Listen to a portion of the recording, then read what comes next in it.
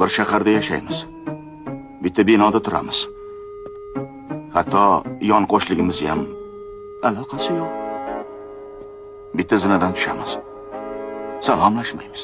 Nimagaki aloqasi yo'q.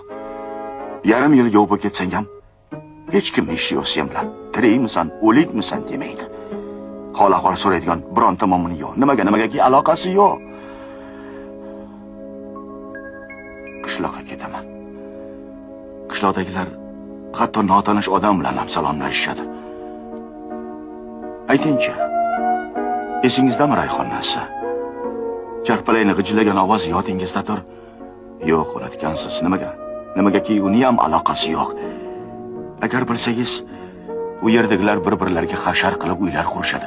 Hamma bir-biridan xabardor, kim farzand ko'rdi, kim uylanyapti, kim shaharga o'qishga ketdi bu yerdachi. Bu yerda kecha hamrohing bor edi yoningda. Bugun esa yo'q.